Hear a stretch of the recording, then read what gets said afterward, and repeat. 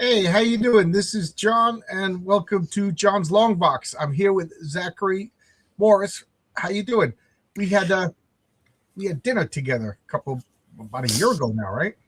Yeah, it's been a while, but we saw each. Was it a year ago? Yeah, not because I didn't go to this Comic Con, New York Comic Con, but I went to the one before, and Yeah. yeah, the one before I went and I hung out and met you guys after the convention, and then Okay. Yes. we went out to that French restaurant. The food was delicious, but man, was that service terrible. Yeah, it has been some time. Actually, it's crazy that time flies by because I'm It's thinking it's it my wasn't that third long ago. it's the third time I got to see Von Coleman eat food. He is like the voracious eater. He ate enough. I'm never going to stop telling the story. We went to a Chinese place, and he ordered so much food that the waitress thought he was kidding and didn't bring out his food.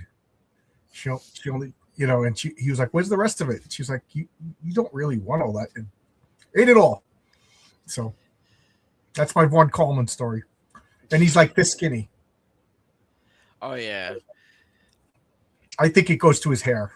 he's definitely eating a lot too at the booth and whatnot. He's always eating. He's always leaving the table just to get something quick to eat. So you're in New York, right? You're still in New York? Me, I'm actually in New Hampshire. I'll be Okay. moving out of New Hampshire pretty soon. Probably Okay. at some point in the middle of the summer, or maybe it will be like near the end of the year, but it's gonna be soon. So am I keeping you up too late? No, no. I stay up late anyway. It's just kind of scrambling, just to kind of. I'm scrambling brain right now because I'm always trying to figure out what's the next thing that needs to get done. So I'm always on the move. Okay. So let's talk about this. We'll and then we'll see where we go with our conversation. But you have a Kickstarter coming up, Mondor's Rising. So it's not Yes, active. yes. The sign up page is what's going up right now. It's something that I have been preparing for quite some time. This is a revitalization from the ashes of Voyage. This is pretty much everything that I had to take back to the drafting table and put together and reconstructure it. Restructure it to make sure that the next time I go ahead and I make this public as a launch, that that it would be ready this time. So you launched this before and took it down. And, When it was under a different name, when I had it as Voyage, there was a couple times I tried to and it failed. uh, And then sometimes it went ahead and funded. But it was a different story. It was a different way of an approach that I was trying to do for it, and it didn't work. So I had to. It was a lot of a trial and error for it. So with a lot of the frustrations that came with it, the last Kickstarter I had for it, I did not like it. I didn't like any aspect of the way that book went. From the time I had to crowdfund it to putting it together, and then the printing point, I didn't like anything. No, I didn't like anything about it. It was disappointing from even the finish to it. Like some of the colors printed out dark. The story was just choppy in some places. Didn't really answer the questions that people wanted to know about the character when it came to that. It was just a lot of things was working against me, so I decided to just kind of shelve it for a year. Within that year, I went ahead and just decided to restructure the whole story and rewrite it, as well as adding some things as a visual. well, this is beautiful. Thank you. I keep looking at this. Are you familiar with the artist P. Craig Russell? Yes. Yeah, this reminds me of like especially the backgrounds, some P. Craig Russell. Yeah. Did you color this also? No, I have my buddy Nick Capone. He went ahead Okay. and colored it. Because the He's the coloring is creator of beautiful. Purity. He's also doing a lot of shows. He's not going to be the colorist of the book. I'm actually looking for a colorist. I'm looking for a very high end, um, high requested colorist to go ahead and color this book. Like I said, this time around that I'm launching, I'm very, very picky with a lot of things moving forward, and a lot of things will be more under my control and how I want it to turn out than how lenient I was last time. Well, this looks gorgeous. This looks good. And just so you know, I back Voyage. I got Voyage. Oh, thank you. Thank you. Yeah. You'll definitely see a very strong comparison from that last book to this one. This is great. Yeah, yeah. So you're writing it and drawing it? For the most part. So when I went ahead and I started, rewriting the story, just basically world building, figuring out exactly what I wanted to do for the story. Um, and then once I figured out exactly what I wanted to do for the first issue, I decided to go ahead and I hit up Vaughn because he was always kept in contact with the changes and whatnot. I said, I'm like, I got it. This is exactly how the book is going to go. This is how I want it. These are the three acts. This is the beginning.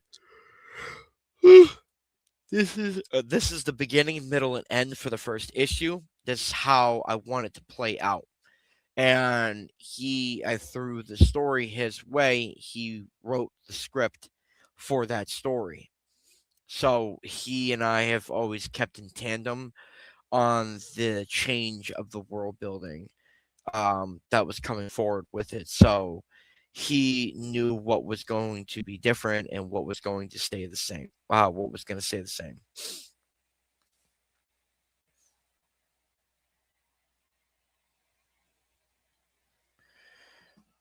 You still there? Hello? What? I accidentally muted myself. I'm sorry. Oh, no, I thought it was my computer. I was like, no No, way. no, I accidentally. Like, I went to put your stuff on the screen, and then I muted myself. I was wondering why you weren't responding. So is this the interior art? so this is actually the ash can story. It's a Okay. 7-page story. The story is actually for the new direction is going to give people a very strong impression for Sondron as he is now. This Okay. is and the best way that I wanted to, honestly, for the whole story from beginning to the end of it was all by a student or a graduate named Eugene Zabrowski, who's a colleague of mine. Pretty much the story is where plot very simple is that there's a kid who's watching his favorite TV series, Sonderon, The Adventures of Sonderon, and he gets sucked into the episode. So you pretty much follow him throughout that episode that he is trying to replay at the time and just kind of figure out how to get back home. So within that short story, it just pretty much likes to lay the light groundwork as to what the change is going to be on the direction that I wanted to take it in. And when are you going to launch? I'm thinking about it's definitely going to be the summertime. I'm thinking about somewhere between July or August. Okay. Okay. And anybody checking it out, you could see it right here. Zachary Morris. Is Kickstarter going to be your? I on my comic. You familiar with it or thinking about that at all? I'd like to launch on the other platforms like Indiegogo and Fund My Right. Comic. Honestly, it's really hard to figure out because Indiegogo has had some changes recently, and that not a lot of people are pretty much fans of with the I changes. didn't like it before. I only got 10 sales, so I get rid of it as far as I'm concerned. Right. And then Fund My Comic is still somewhat of a new crowdfunding platform that I tried to do a lot of comparisons between each platform. Yeah. Kickstarter is just one of those platforms that I've more accustomed to, and being something that I've gotten familiar with years ago, and it's pretty quick and easy just to kind of get it all together. I mean, that's not going to say that I won't launch on the other platforms, but Kickstarter, I'll start first. Yeah, you know, he's a great guy and Fund My Comics. Fund My Comics. I'll just, I did, I think I had to. So, but so this is my screen keeps blanking out. Sorry. Yeah, I think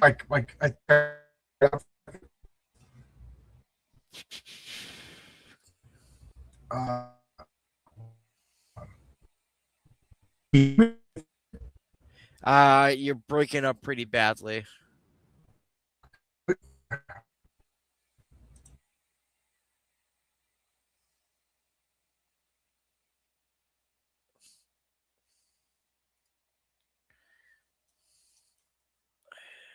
Can't. hello. Yeah, I can hear you now. Okay, I switched internets. We got two internets, so one must be bad. All right, so I was gonna. So this character. He's like it's a TV show in this world, and this kid gets like Jenga style absorbed into the show. Is that the premise? For the it's for the Ashcan story, it's which is only 7 pages. Yes. For the main story, it actually has a very strong separation from what the other story used to be. The only thing that is very similar is the fact that he's after some artifacts and he needs them to pretty much stop an entity from awakening, from Okay, lying dormant. okay. So that's the Lovecraftian horror element of it. Yes, so the sci-fi horror element, the Lovecraftian portion, that's new. Adding a cosmic horror, the fear of the unknown element into the story was something that was missing, which is funny because it's something I did before, and I did it for an ash can. Not, I did it for a mini comic that I did. Worked really, really well, and for some reason I just didn't go back to that, Okay, and I don't know, I just kind of I read it after a few years of just kind of having it shelve and then I was like, oh man, like I really, really like this, and I was like, that's exactly what's missing, and it just kind of clicked with me. I'm like, that for this story, this series that I'm trying to do, this is the kind of element that's missing that it was absolutely needed. okay. And I remember we were talking. You went to, and I know I'm gonna mess it up, but you went to the School of Visual Arts, or did you go to the Kurbrit School? I went to the Joe Kubert School. Okay, I mean, honestly, it was. I mean, it's pretty much is that. I mean, the only difference is that I don't have like a bachelor's degree or of that. I have a certification of cartooning, of graphic and designing, which is pretty much. I mean, like I'm not the only one. Like Andy Smith has went there. Bill Sienkiewicz has went there. yeah, yeah. Amanda A lot of Connor. people went there. Yeah, yeah, yeah. Mhm. Did you work with any big names that I would know? So I have so Rippaverse right now is pretty much they have the rights to go ahead and use a book that's coming out, which is probably going to be the absolute number one bestseller of the year. When they do bring out that book, when it starts crowdfunding or whatever, however they do it, It's called Seven Deadly Sinners. It's a book done by Chuck Dixon and Yeah. Bob Harden.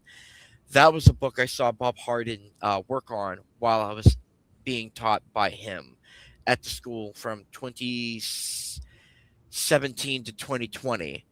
Was my 3 year duration, and that book is just amazing. I mean, it's a huge, huge novel.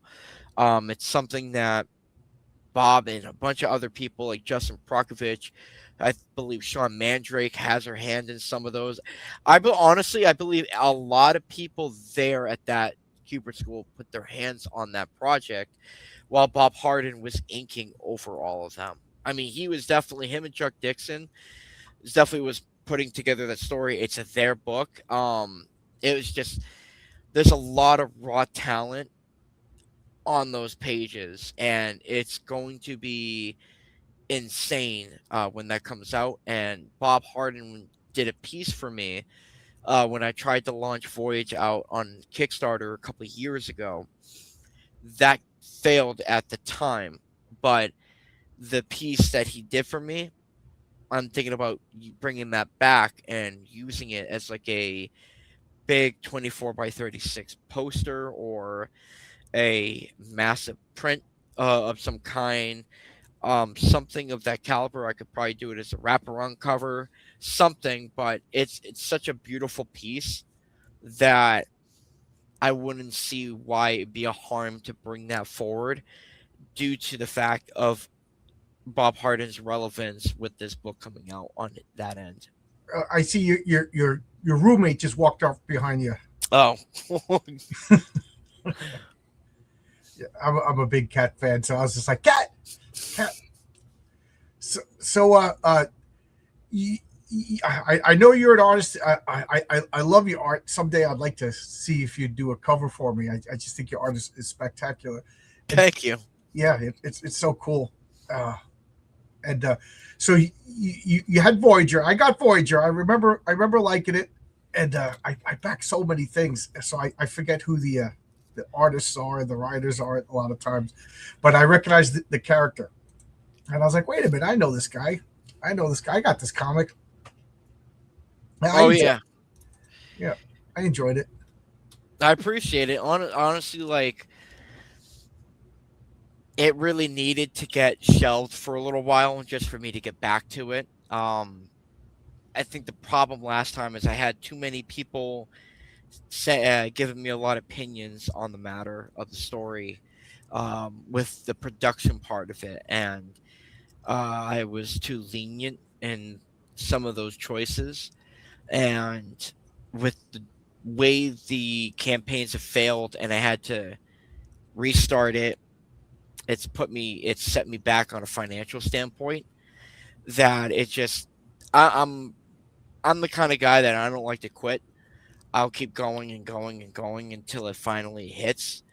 My biggest mistake at the time was launching it for like $500 for a goal. Somebody was like, "Oh, if you launch it as a goal for $500, that's the best tactic to raise a lot of money for Kickstarter." And I gotta agree with you over here. Yeah, I got a lot of people buzzing in my ears and stuff like that. And when I launched my first comic, I had a guy that I was like, listen to everything he said, and then at one point, I just said, I'm doing it like this because according to him, I was doing everything wrong. Yep. And I think I did pretty good.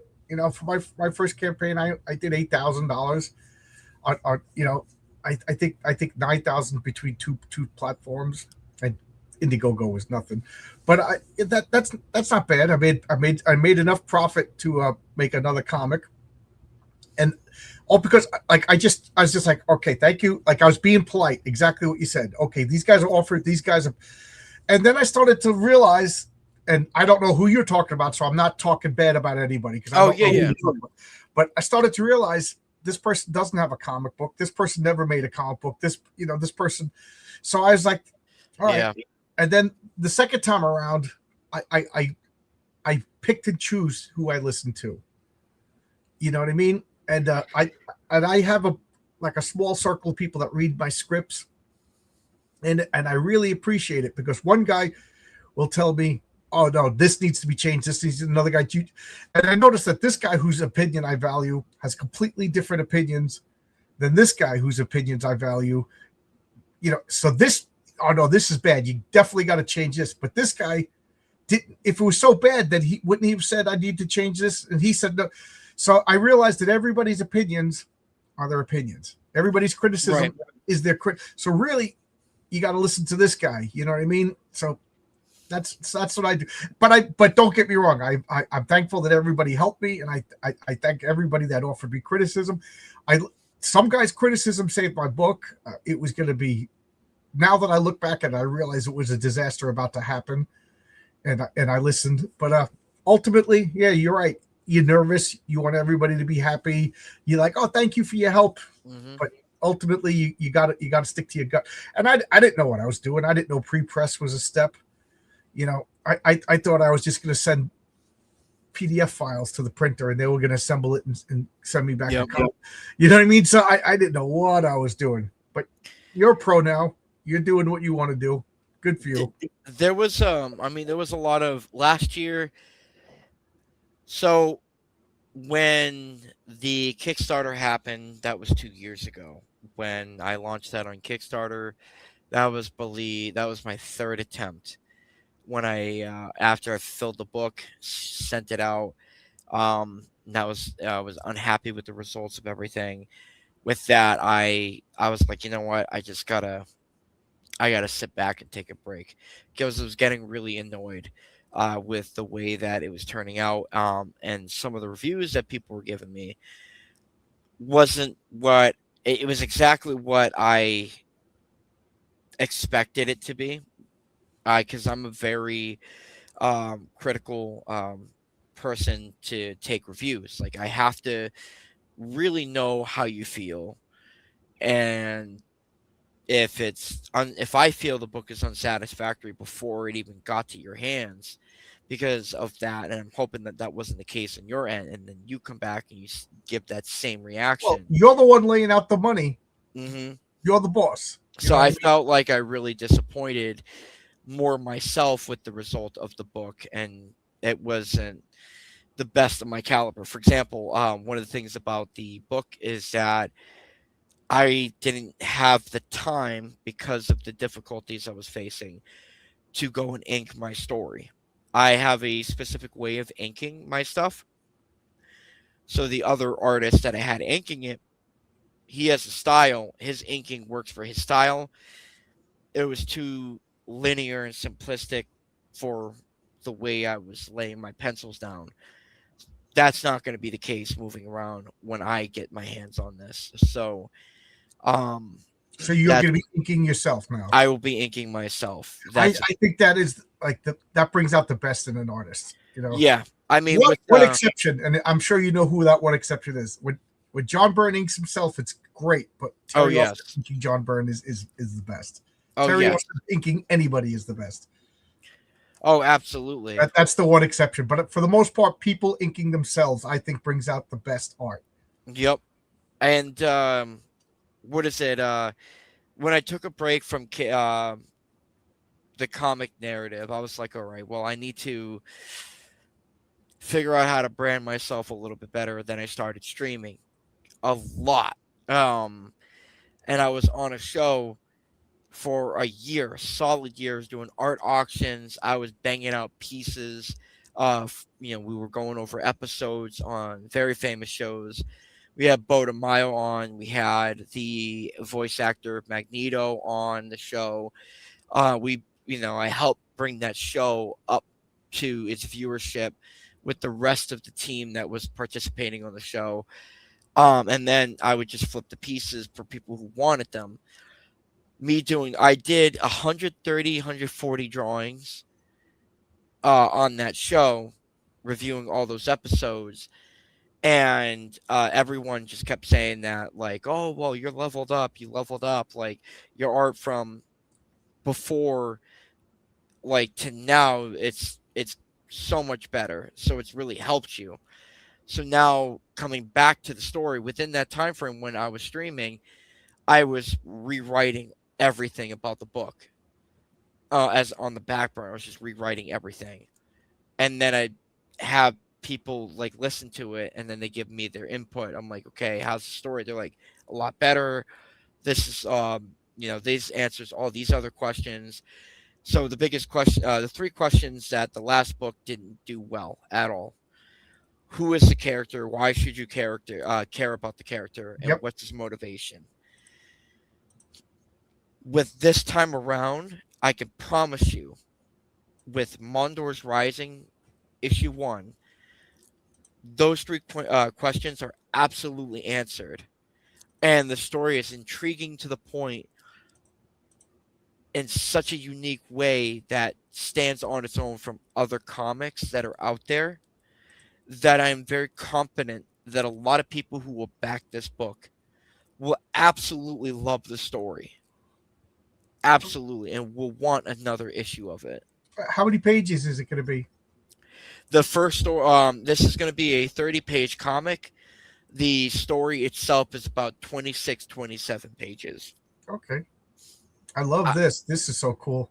Thank you. That's Eugene Zabrowski. That's the cover to his story. Okay. Cool. Yeah. Yeah. This looks fun. Oh, I didn't mean to do that. That's me. For the most part, this book is an adventure story. It's a story about discovery, finding out where his roots are coming from, truly coming from, and finding a means to look around and retrieve these artifacts that has origins to those roots, to gather them all together and stop an entity from awakening for being dormant for eons and wiping everything from existence.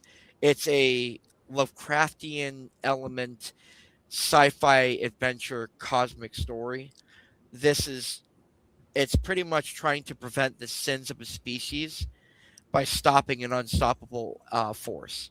Okay.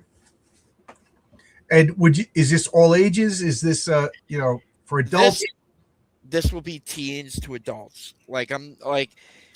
It's hard for me to put a grading on it because I can tell when a comic is all ages or PG, or rated G, whatever. The things that I'm adding in the story wouldn't be for a young kid to pick it up. They could if they wanted to, but it's not going to be for anybody prior to a teen. Okay. It's good to know your audience. And is this a one shot? Like how many issues No. are you planning? This one's the ongoing run. Okay, good for you. The way that I'm controlling this run is going to be specific in the way that it will be consistent on every single issue. Okay. Good for you. Am I misremembering? Did you do some art for Vaughn, like pinups or something? I've done quite a few pieces for him. The very first piece that I did for him was a piece of his villain called Dark Cloud. That was the first piece I ever did. The second piece was a last minute piece he needed. It was the Golden Knight. I forget the character. I'm butchering the name. Golden Guardian, something like that. It's basically like a Hawkman-esque character. That was the second one. The third piece I did was the variant cover to his third issue. And that was when I did a bunch of villains of his world and I put them on the cover because I read the script. I looked at all the cover. I'm the kind of guy that I will look at all the covers that were done. I will read your script and I will figure out like what would be the best thing to put on the cover. Because people like to do pinup-esque styled pieces for variants. They work every time, no matter what. I like my covers to tell a story. I like the pieces that I do to tell a story. It's something that has just been ingrained in me after going to the Kubert school, some of the things that they would say in certain aspects throughout the classes that I've been going was everything you do, tell a story. If somebody's looking at your art, have them wonder what is going on with that cover. If you can just kind of tell something to the reader of what's going on the cover, you're doing an excellent job. You're doing what you're supposed to. Yep. Yep. So is this a complete story? Is this gonna be part one? Part Mondor's Rising, it's gonna end on a cliffhanger. Absolutely, like all comic books have. They'll definitely have one of those moments in there where you're like, oh damn, it's just getting good too. Um, you could read it for what it is. You could pick it up and be like, I like this. This is something I want to follow for the next coming issues and do it that way. Or if you're like, you know what, this was a really good book. I'm glad I gave it a shot. I'll keep it at that. So my genre that I'm trying to hit is a sci-fi genre. okay. The sci-fi genre isn't for everybody. Some people are more into fantasy, some people are into superheroes, the traditional style. Other people are into horror. I'm combining horror into sci-fi, but it is a sci-fi driven story with elements of horror, elements of Lovecraftian um, ode to some of the stories that people grew up reading from him. Um, there's just some aspects to it that I'm combining, but at the end of the day, it is a sci-fi book. Okay. Yeah.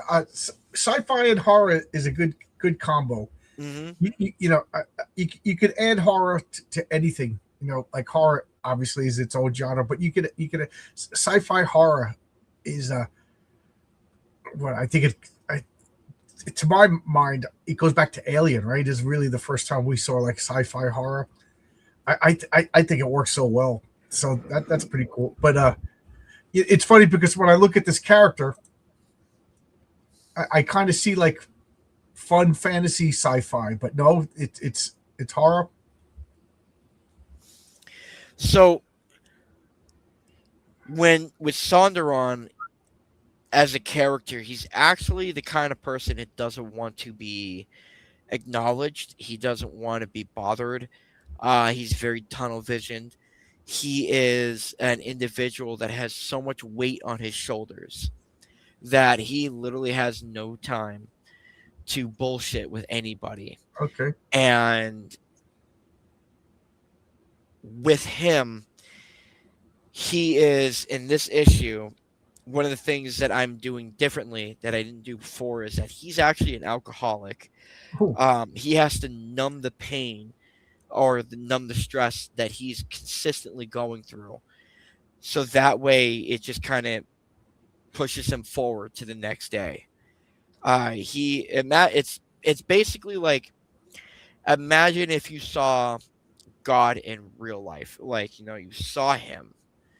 You're not dead. You can't comprehend what you have witnessed, and you know what's coming. There's nothing stopping it except with you just knowing the truth and knowing and you're part of that plan that you have like that he's got to participate in. It all matters on him to okay. turn the tide. Imagine having that responsibility, witnessing a god and having to just do your everyday activities, like whatever you do during the day. And I mean, dude, you'd be pretty messed up. I mean, I probably would be smoking, getting high a little bit just to kind of, deal with what has recently happened. I definitely would drink a little bit. Honestly, absolutely. This is how Sondaron deals with that, and his emotions are all over the place because where the story takes place, is 6 months after his star system, after he left it. It's 6 months of complete failure. Wherever he's went to find these pieces, he can't find a single one. And each failure is irritating the hell out of him. So he just keeps hitting the bottle harder and harder every time. Now, does he drink regular, like human alcohol, or is it like space booze? It's space booze, you know. You could, I can go a little creative with it. Like I can, one of the without revealing too much, there's actually a portion in the story, someone in the beginning where he's drinking a milky like substance where it's like thick. Um, it's kind of like curdled milk in some way, but like it's alien booze. So it's the way that I'm displaying that. So I know there's a scene that I'm going to be illustrating. It's going to be a beautiful double page spread, and it's going to be him on his command chair. Like it's kind of like your Thanos on the throne, Batman on the command chair, in his Bat cave looking at the computers. It's like that, but with Sondra on the chair, and it's all laid out. There's screens all over the place. It's gonna be a friggin' beautiful, beautiful double page spread. It's something Cool. that I have been dying to get my hands to that point on that in the script. So it's something that I'm super excited about doing. There's aspects to the script that I'm just trying to get through, and the way the script is planned out, it's amazing. Every single page, without even having to rough it out, I can absolutely visualize what's going to happen on that page. I like Zach 10 says, never explore space without nukes. And then he says, sci-fi horror is the ultimate fear of the unknown. I totally agree. There's something just scary about, you have to be in a craft, and it's filled with fallible machines, and if anything could go wrong. You could lose oxygen. You could lose temperature. You could crash into something. You could just, to me, the ultimate horror would just be you just run out of power and drift until you starve to death or die or suffer. Space is terrifying. I have a friend, Yoshi, that says submarines are the scariest thing. And I could think of submarine and a spaceship, similar fears. You just, this thin wall of metal or whatever is protecting you from death.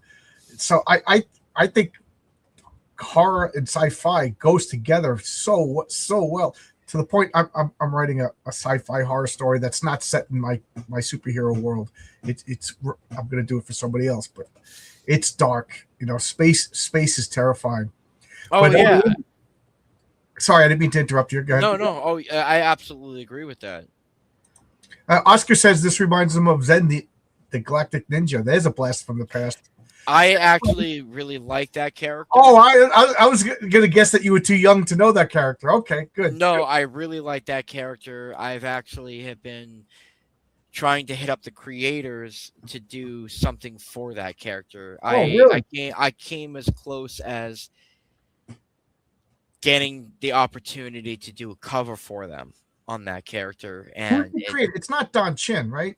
No, it's Dan Cody and Steve Stern. Those are the creators of the book, but I was in contact with Steve Stern, I believe. Okay. Me and him were emailing each other, and I almost came as close as doing a cover for that Intergalactic Kickstarters. I'm rooting for you, man. That'll be so cool. You're because I like when people have like an obscure character that they're the champion of. I have a friend that's totally into the flaming carrot. I love all of that. I love cool. the indie characters like Madman. I loved Rocketeer because I remember I had a ton of surgeries growing up as a kid, and that's I would remember that my dad at one time he brought in a shit ton of Wizard magazines. Wizard was so much fun. For anybody who watches this who doesn't know, Wizard was the best. And then there was the sister magazine called Toy Fair. And I got them both every month. Man, I look forward to Wizard magazine. It made, there you go. There's a good copy. It just made I remember that cover.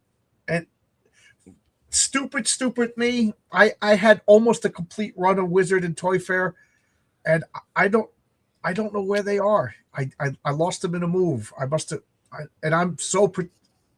It just drives me nuts that I don't have my Wizard magazines, and they are fun. You'd read like a 6-page interview Hmm. with the creator rather than just like a 30-second blurb or something. No, it was awesome as a read because as a kid I would just it was seeing custom action figures from Yep. fans. But then it was just kind of like it wasn't just the Marvel and DC stuff. It was highlighting the Ultraverse. It was highlighting Yep.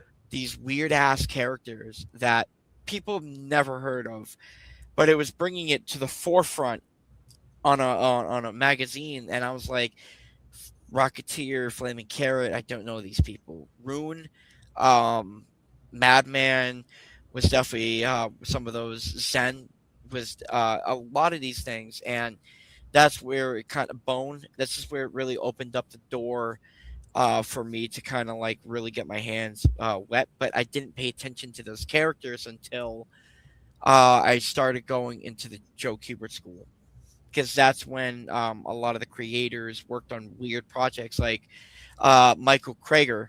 Michael Krager was also my instructor. He is the creator of a character named Zone, who appeared in a Dark Horse anthology book series called Dark Horse Presents. What's And the character?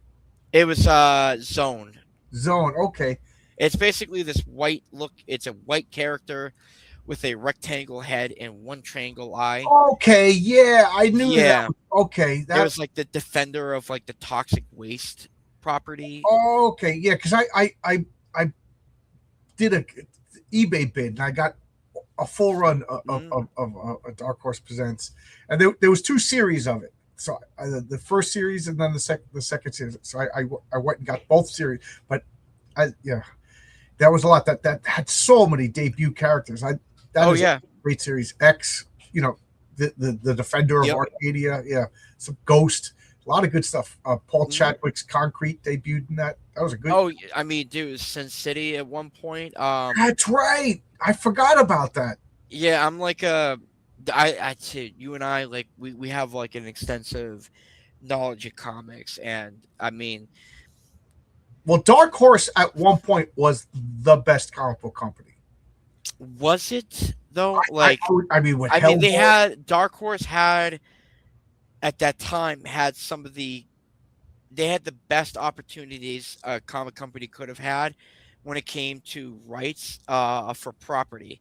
Like they had Alien, Star Wars, right? Predator. They had quite a few other memorable listings. And they were just kicking ass. They were great in anthology stories. They were great when it came to some of the talent that was coming out. I believe Mike Mignola went over there. Yeah, that's Uh, it's Hellboy. yep, And John Byrne, Next Men. I was just about to say, did you read John Byrne's Next Yep. Men? Oscar's in the chat right here. Me and him talk about John Byrne's Next Men a lot. It's people talk about John Byrne's art, justifiably so. It's some of the best comic book art of all time. I would say it's the best superhero art. But John Byrne doesn't get enough credit as a great writer. Also, He, I love. I can argue that. I can, because don't get me wrong, John Byrne is a legend. He has told great stories. I have not liked his writing for Spider-Man. Haven't liked it for um some of the other projects that he was working on in Marvel. Like his biggest projects that he was really notable for, obviously, was Fantastic Four, X-Men, and Alpha Flight. Those is where he shined the most. When it came to other characters, I wasn't too fond of, just because the choices that he was using, on the writing end of it, as well as like some of the books he did for Spider-Man. I was like, it wasn't liking the fate. It's the same thing with Sal Buscema. Like early Sal Buscema Spider-Man was great, but then later on, when it was just him doing all the breakdowns and the finishes. It was a little weird in the late series of the spectacular. It depends. It's just picking which. But John Byrne is excellent. Absolutely. Yeah, I will say like John Byrne, Fantastic Four, awesome. Hmm. His X-Men, awesome. His Submariner was good. His She-Hulk, I just didn't like that she broke the fourth wall, but otherwise, he sold a comic that She-Hulk was a C-list character until John Byrne took her over. Next Men, I loved his writing, and I know I'm going to be forgetting a few. His Hulk was okay, Hmm. but like every writer, John Byrne, the writer, he had some stuff that was a lot better than others. But overall, I think he was a good comic book writer. Ironically, I think his worst writing was Alpha Flight. Like I kept waiting for it to kick off. Like the first issue, the team gets together, fights a gigantic monster. How could you not like that? I mean, that's just awesome. And then for the rest of his run, they were all split up. Little two-man teams over here, a guy and a girl over here. And I was always waiting for the team to get together, and the villains were lame. Deadly Right. Ernest, Gilded Lily. Yep. you know, Yep.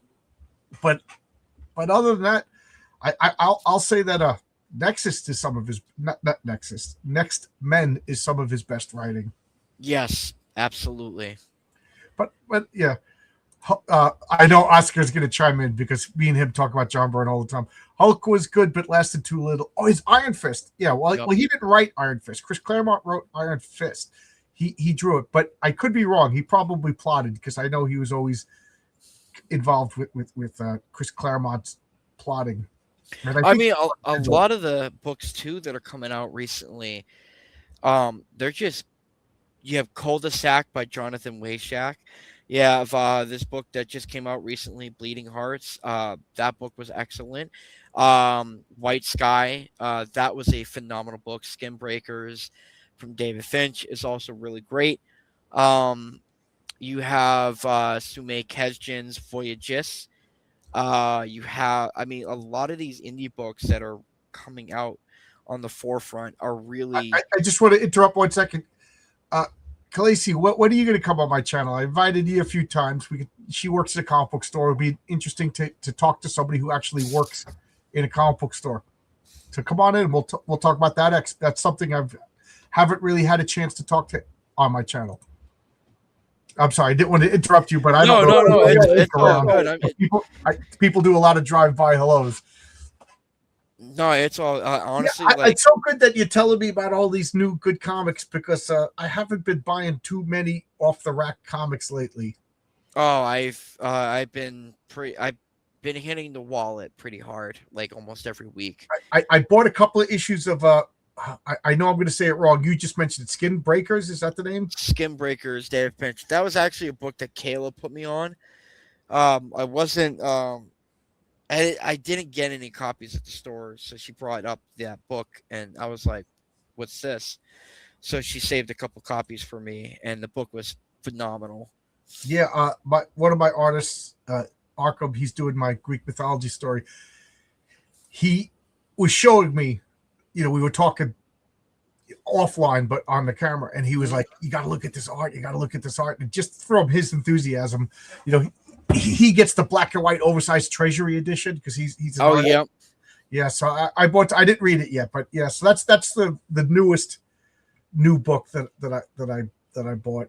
Nice. Yeah, it looks amazing. I mean, I get a lot of crowdfunded books. I'm gonna read. When we're done talking, I'm gonna read Horace H. Hoover, Fabrizio Aiello's comic. I can't wait. Okay. I backed a few campaigns. Let me take a look because there was a couple campaigns that I saw on Kickstarter that I saw. One of it was called Hospice Tunnel of Love, a haunted horror comic. Okay. Pale Moon Grim. I backed what's his name? Narwhal's comic, Earthbound Grand Prix. Yep. So did I. I just backed that. System Error Volume 1. Man, there's so much stuff. I can't possibly keep up with it. It's honestly it's hard money wise. I honestly like the one thing about crowdfunding is that having to wait a long time for it to get done. It's all right. Um as long as I'm getting the book from the campaigns instead of just kind of like washing your hands clean of it and it I'm never I'm comes pretty in. forgiving about a long wait, but I first off, my next comic is Patriarch #1. It's going to be done before I even launch the campaign. Okay, so you're not gonna. So you're doing your waiting now, but now you don't realize you're waiting. That's my trick, right? You don't realize that you're waiting right now. The other thing is I feel that if you wait too long between issues, people lose interest. So it's like I think people shoot themselves in the foot. So I'm not saying that anything about you or anything. I just think that like step it up, strike while the iron is hot. Like I'm Mhm. trying to make comics faster. You know, they're comic books. It's Yeah, get them I'm out. trying to I'm Are you trying to get doing? these Are you doing? pages done ASAP. Yeah, you're late. We're late. We're in the 52nd minute. So, well, I do three jobs. I'm in school. I'm working on a bunch of comics. It's tough for me to do it. Hmm. Well, it sounds like you do a lot. So don't sell yourself short. You're doing a lot Well, of it. Hey, Kayla and your I boy were Woodrow, how always you doing? He was just on last week. Had a fun what's talk. up. Well, Kayla and I we're always talking like every day because she's I'm always trying to get some input on the script and just kind of seeing what the direction is. The one thing that's pretty much working against me is again the promotion part, which is why I'm consistently online, always posting every day. I'm trying to get on as many shows as I can, but everyone else does that too. Right. So Well, yeah. where is it? Where's it fit in? Where's it actually going to work? So this is why I'm launching super early for the sign up page, so that way it launches in the summertime. So within that whole time frame, I'm working on the whole issue, trying to get pages done back to back to back. So by that point, like the art would be either like the whole issue is fully penciled, halfway inked, or it's going to be fully inked and there just need to be colored. Okay. And you said you're going to launch this summer. Oh yeah. Okay. And then how long do you think after the campaign before people get start fulfilling? So the way that I'm timing this, if I get all the art done, because I have a surgery that I got where I'm getting facial reconstruction surgery to fix my underbite. Oh, okay. That I'm gonna be I'm gonna be healing through like at least a month and a half. Oh God. Um, so with something like that, I'll have a lot of table time to it. So I want to get all the artwork done prior to the surgery, prior to launch. Then by that point, I can just finish up inking whatever pages I haven't finished, and or like have the colors finish up whatever the colors are, and have the letter the whole book near the end of the year, and then submit printing for like the beginning of next year. Okay. So I'm really trying to get this as done in a scheduled, fast, timely manner. So I'm going to ask you a controversial question here. All day long, I've been seeing on Twitter and whatever people talking about crowdfunding. What is your philosophy in crowdfunding? Just is it buying a comic or is it funding somebody's lifestyle? I know that Give me a second. it's going to get you in trouble no matter what you say. So It's either it's both. I mean, yeah, you're funding the lifestyle of an individual who's trying to make comics, but at the same time, you're also buying a book. Like you're getting a comic, but you're giving the opportunity to a creative who needs the funds that a publishing company is not picking that said creative See, up. I So instead disagree of waiting completely. on the creative's like, yeah, I'm gonna make this said product, but So I'm gonna depend on the would you people to would determine you that. would you crowdfund somebody who's never going to make a book just to support their lifestyle? Ask me that again. So would you crowdfund me just to support my life, but I'm not making a book? No, I wouldn't. Right. But So it would go hand in hand, would it not? right. Because So my point somebody's is, lifestyle who's crowdfunding a comic is with the intention to making the product of which they are backing. right. So you're buying a book. Yeah, pretty Crowdfunding is much. buying a comic book or Yeah. buying a board game or buying a whatever, a pair of shoes or whatever. So I whenever these crowdfunders say, "Oh, you're supporting my lifestyle," my response is, "Who the f are you? Are you an EMT? Why are you so special? You make comic books. Get over yourself. I don't care about your lifestyle. You know, putting pictures of yourself smoking cigars, eating steaks. That you're asking people for money for a comic book. I you know, fund my lifestyle. I want to smoke cigars. So do I. But I got a backbreaking construction job. I got friends who are EMTs. They have to go to work. You know, so I'm crowdfunding. I'm asking people to, and I feel bad about it, to pay for a comic book that they're going to get in a few months. You know what I mean? Like, screw my lifestyle. Nobody's funding my lifestyle. You know what I mean? So I get so mad when I hear people say like, "Oh, I'm creative, fund my lifestyle." No, screw your lifestyle. You want a better lifestyle, make more books. So I I'm mean, sorry. I hear that absolutely. I mean, I get where you're coming from. Absolutely. I guess it's really just depending on the wording of it. I mean, at the end of the day, the whole point that somebody's going to a crowdfunding platform is to fund a product that they're trying to make. So that Right. right there, in essence, is where the answer lies. No, because when And you say that I'm funding your lifestyle, that means that you're whatever money you're taking in, you're paying your mortgage, you're buying food, you're paying groceries with.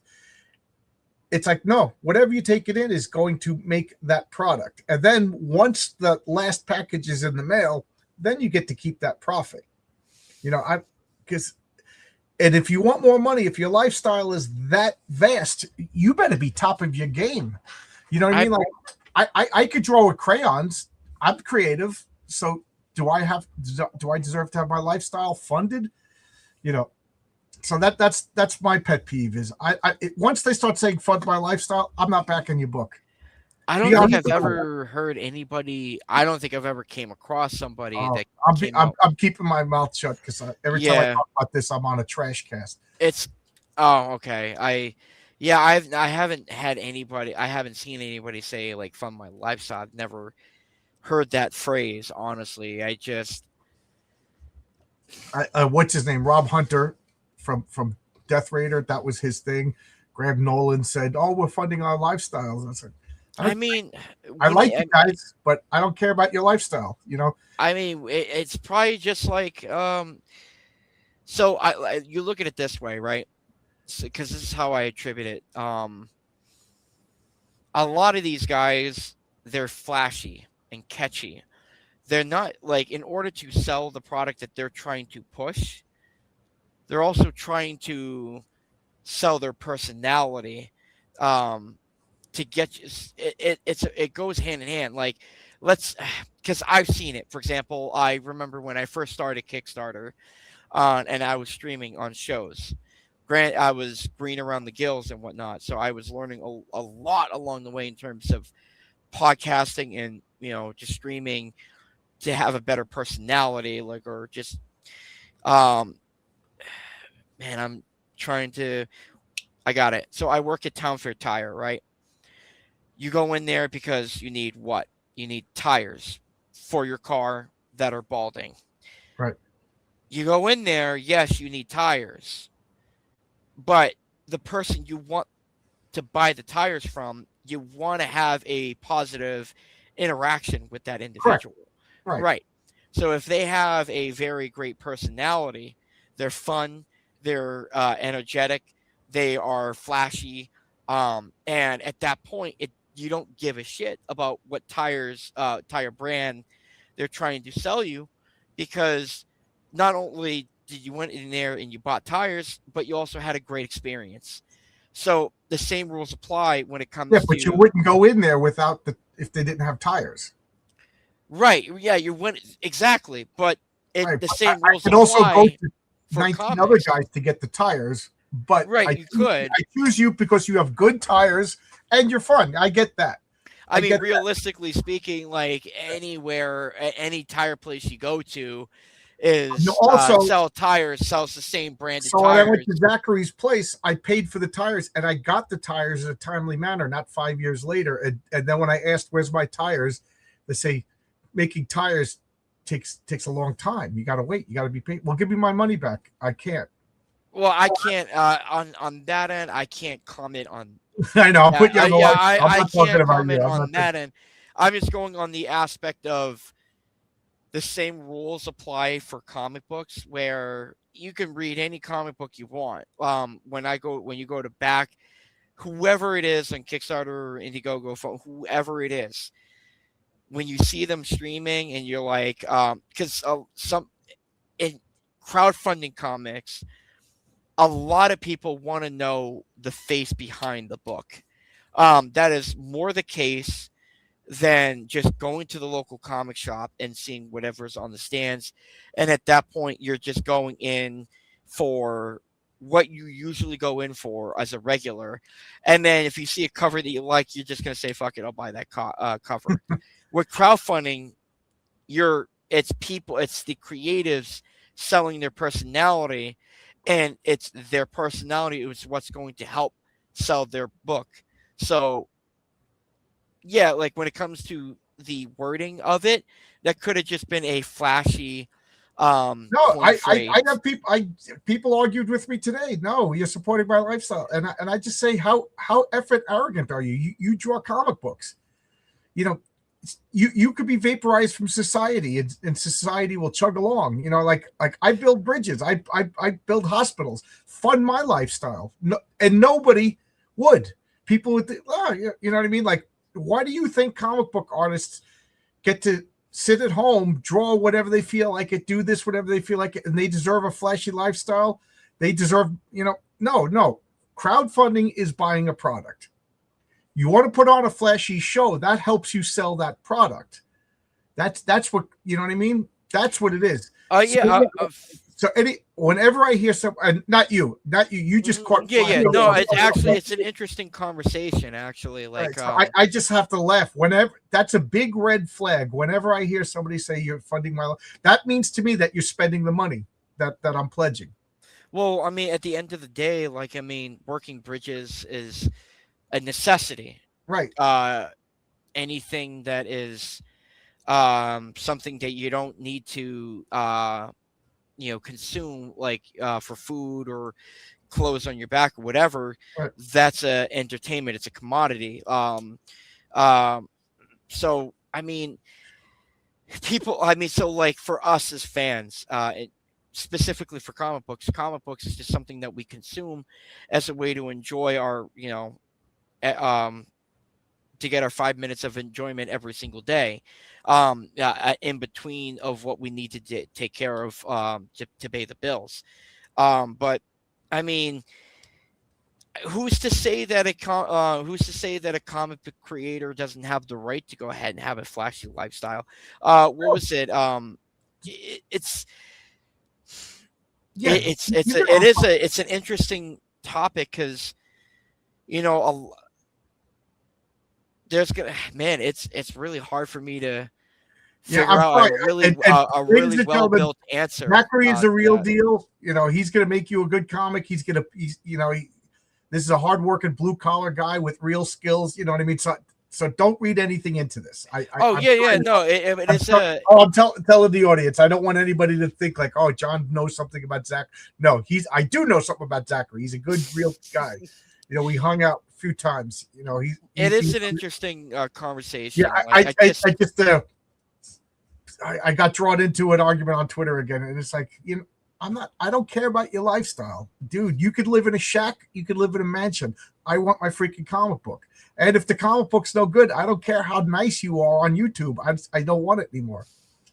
I got some 58 Underground. I only support crowdfunding campaigns who have consistently put out excellent comics in a timely manner. Right now, it's only, well, thank you. Dave Brink makes the best superhero comics, bar none, right now. Dave Brink, but there's a circle of people who put out good comics in a timely manner.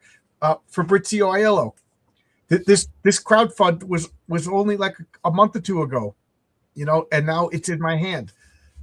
He waits until he's done before he makes his comic. Brian Bow, I think he made like 3 or 4 comics. Like right now he's got 6 comics in various stages of completion. He's going to release those comics in a machine gun order. This guy is a professional. Other names are blanking out, but there's a bunch of guys, and I just find it funny that other guys can't make comics and they're shooting their mouth off, talking bad about people. I liked RJ and John before they made comics, but I prefer buying comics and merch. Yes. RJ is a great guy. I like his comics. Like I said, Brian Bow, Fabrizio Aiello, Tonic Bowl, Bill Williams, another guy. I could go on and on and on if I wasn't so sleepy. But and I didn't mean this. I'm sorry, Zach, if I put you on the spot. This is just one of my hot button topics that all of a sudden today it came to a head. I try to stay out of internet drama, and it's almost like I have a 3-month window, and then all of a sudden, like an old-fashioned typewriter, I have to go back, get it out of my system. No, honest, I get it. It was Vaughn Coleman's another one. It was a good question. Like, I need a better, well-equipped answer. Because I think my answer is very thorough. So yeah, your answer is your answer, man. What works. What works for you works for you. R.J. Williams, another guy who has a good comic, good guy. He's been on the channel. He's RJ number 3. There's 3 RJs. RJ from the Fourth Age, RJ from Critical Blast, and RJ Williams. I'm going to catch some Z's at the fire station because you guys bought my book instead of funding my lifestyle. Yeah. Give up intimate drama. That's a good. Okay. Zatan, my wife is asking me about Lent. And I already forgot about Ash Wednesday. So I stumbled this Lent. Fumbled this Lent. Whatever. My wife is picking up my slack, man. She's too good. So anything you want to say before we wind this down? I appreciate you having me on the show. Even though it was like, you had it like late at night, like honestly, like I'm a night owl. So good. I'm always taking care of a lot of stuff. I appreciate you too, kind of going a little bit nitty gritty about the book, a little bit, some inside aspects to your original book, and I liked your original book. So it's fun. I can't stand it. Like this is the book right here, like this one. This one I love. Oh, let me make that big. This is the book that I went back to the roots a little bit on. This I really love. Like there's actually there's a page that I really, really love that I want to show. Oh, sure. Right here. Oh,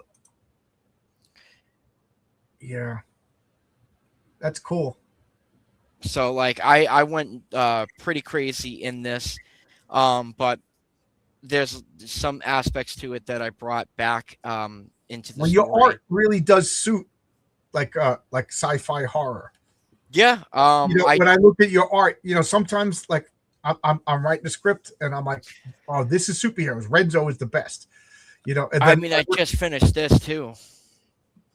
Oh, let's take a look at that. Holy moly. Okay, so. Oh my Lord, look at that. That is awesome. What are you doing with that? It's a cover for a novel. That is awesome. That's a cover for what? It's for a novel for somebody. So there was a lot of things he wanted in this piece. And I had to figure out a composition to fit this in. That is awesome. I love the perspective. So like there's a lot of detail in it. There is a lot of detail in that.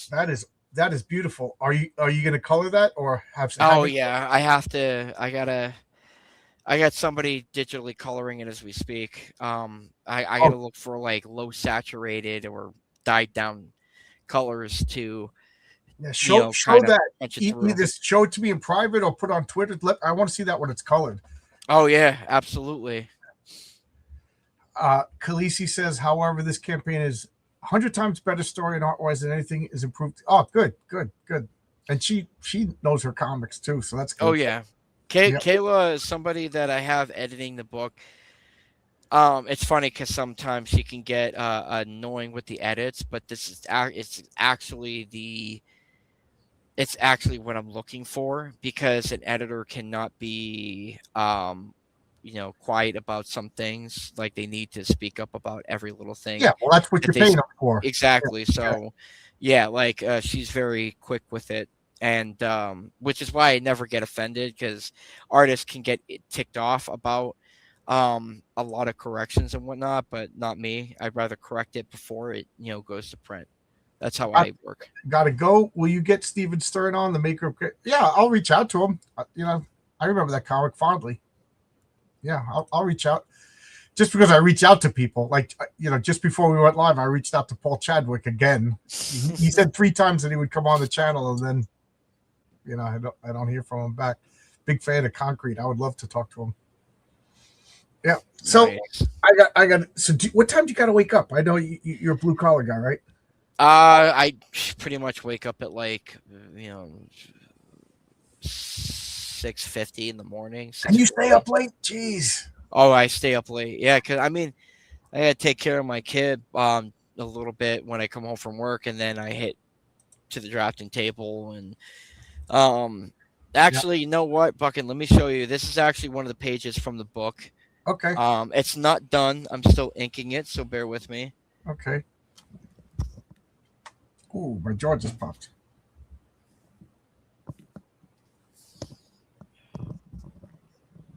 Okay. I'm still working on it. That is awesome. Oh, why can't I'm blanking on the name, but that looks like a mix between Frank Bruner, Mobius, and I think it was John Buscema who did Weird World back in 70s Marvel, when Marvel was insane. That is awesome. Thank you. Awesome. I'm trying. It's, like I said, definitely going to be a strong alien-oriented sci-fi book. So. And what I like about it is it looks alien. I'm so tired of reading books set on other planets, and it's like, oh, this is the Roman planet. This is the Viking planet. I like it when the alien planets are actually alien. Yes. Yeah. Yep. We would. I know I keep saying I got to go, but you keep making me think of things to talk about. Trump today said that he was going to release all the files about aliens. I know. To be honest, I think all the aliens are in our oceans. Like, that's funny that you said that, because we were talking about that, and I get pretentious and snotty and stuff like that, and I'm like, if there are aliens, that odds are they're underwater. Well, I honestly like we can get into a whole discussion with it, but I do believe there's the outer ice wall. We're in the inner, Argata. We're the reptilians are there.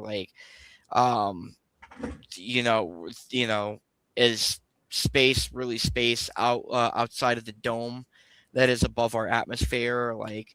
I love reading up on that, diving deep. I love all that too.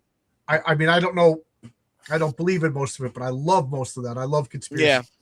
But I was trying to explain to my coworkers, I was like, most likely, if there are aliens, they're in the ocean. Most life on Earth is in the ocean. Yep. If you look at it as a whole, it's a fraction of the life that's on the land, and most of the life. So what are the odds that But I said, but since the U.S. government confirmed space aliens, now I don't believe them anymore. Well, that's how much I believe the government. Well, also you have in the movie Moana, where that scene where Moana goes down to the bottom of the ocean to fight the crab, to get the what do you call it, the hook for what's his name, the other character, and but basically that's a world. It's a pocket world where it has its own atmosphere and the oceans above, Yep. right? Um, there's definitely pockets of little mini worlds or land that has that in some spots in the ocean, Yep. which is like there was a guy who came out. It's an old video. He came out. He said exactly what it was, and he got killed later for it, for exposing that truth. That seems to happen a lot. Mm-hmm. You come out with the car that runs on water, you're whacked. Oh, You know, yep, you come out with wireless electricity, you're whacked. yep. Yeah. But I gotta go to sleep. I'm sorry. Like, I know we could really go I, on this I for a could talk about while. this stuff all night long, but I'll bring up your campaign one more time. So it's not, for those of you who are watching, it's not live yet. This is a sign up. So do you want to explain what a sign up is? I don't want to assume everybody knows what we're talking about. So the sign up page for Kickstarter is so everyone who's going to sign up, they will be getting a. It's not something that I have said on Twitter or anything like that. So anybody who's listening on the stream, this is something that pretty much I will go ahead and expose. If you want to spread the word out to your friends, like secretly, go be my guest. Anyone who's signing up for the page, for the campaign, is pretty much is you give your email when you sign up. It tells me who are all the people that signed up and then backed. So anybody who signs up will get a secret item from me. It could be a trading card that is not listed on the campaign. Oh, It cool. could be a print that is not listed on the campaign. It's something that I'm rewarding to all of you guys who is doing it that way, because it's gaining it's helping to gain traction to help spread the word. It's something that I'm really trying to work very hard at kicking off. So, sign up for the page. You're locked in. You'll get the notification when the Kickstarter launches in the summertime.